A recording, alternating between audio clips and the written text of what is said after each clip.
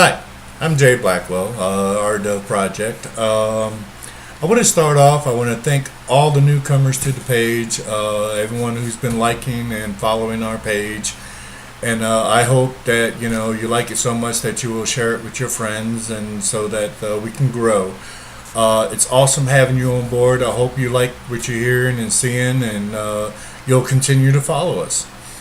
Um My partner, Ellen Murphy, she still tells me that the website, ourdoveproject.com, will be up and running by Christmas.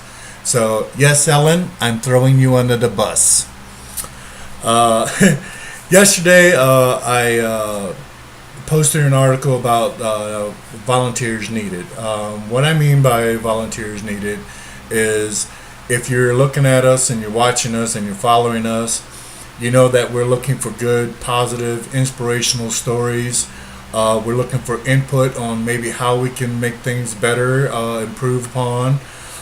Maybe something like picture of the week or picture of the month, something like that, submitted by you guys, of course, and just go from there.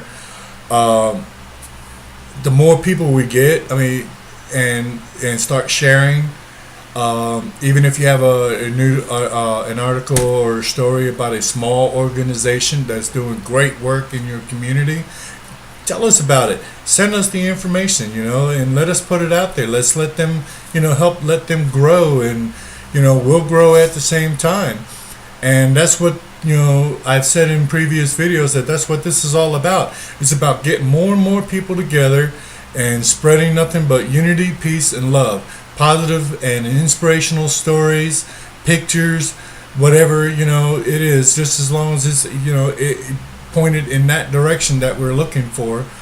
And I would love to post it, love to write a story about it. So let's get all that coming in, and let's go from there. And of course, we'll be linked to our website page once it's up and running. And we hope that will grow just as fast as our Facebook page is, and it's all due to you. Thank you very much. Um, Breaking news. Always wanted to do that. I have 4 tidbits of information. In previous video, I had said that I'm a news junkie. I just want to know what's going on all the time, so I'm guilty of it.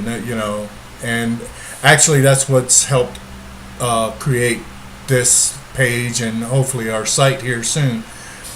But a professor at a Texas State University wrote an article in their newspaper directed towards white people. And the title of his article was "Your DNA is an Abomination." It's extremely bigoted. It basically calls for genocide. And this is the type of hatred that I've been talking about that we want to get rid of. This is happening at schools, okay? At schools. This one was at a university, but there's other stories that are coming out where high school teachers and middle school teachers are making children write stories or essays about white privilege. This is contrary to what the direction we need to be going in. It's frustrating. Okay, enough about that. But no, not enough about that. A civil rights leader, Martin Luther King, said, "Let a man be judged by his character and not by the color of his skin." Amen, brother. Truer words could not have been said. Okay? If everyone can hold true to that, can you imagine where we would be today? Okay. I find this funny myself, because it's absolutely ridiculous. They're talking about adding another slot when you fill out your newborn's birth certificate. In the area where gender is, male or female, Well, now they're talking about putting a third spot there called Gender X. In other words, you can check that box instead of male or female so that that child, when they can grow up, can decide on their own what sex they want to be. Okay, my 2 cents on this is if you have a penis, you're a boy. If you have a vagina, you're a girl. Okay? A or B. There's not a C when it comes to gender. Okay? Alright, on to other news. On Fox News, they put a little tidbit of this guy on, and I forget his name. I don't have it written down here. But the website is called One Global Democracy. Curious that I am, I went and looked at it. Its principal idea of a unified world pleases me, but not the way these guys want to do it. They're talking about, you've heard maybe this is new to me, Bitcoins. It's going to use Bitcoins as a world currency and have what's called a liquid democracy. In other words, everybody has a vote on what happens in the world. And you can also delegate your vote to someone else that you trust. Me personally, with the systems that are everywhere, England, Spain, Italy, US, Russia, they talk about, how hackers can get into voting systems, blah, blah, blah. I'm sorry. This will never work. And if you ask me, there's only, who's going to run this one world democracy? Is somebody from Sudan, so to speak? I'm not trying to throw that country under the bus. Is that country going to tell me what I have the right or to do or not to do here in Texas? I don't think so. And as far as I'm concerned, the only time the world is going to be unified like that is when Jesus Christ comes back. Enough said. You all can interpret that however you want. Put your own inputs. I welcome comments. Let's have them. We'll go there when we cross that bridge when we get there. Okay, and the last thing, I saved the best for last. I'm not a big fan of Pope Francis because of some of his opinions, views, and how the Catholic religion should go. But now his little news bit thing, especially this came out after President Trump announced that Jerusalem is the capital of Israel, something that the whole world has known for thousands of years. Okay,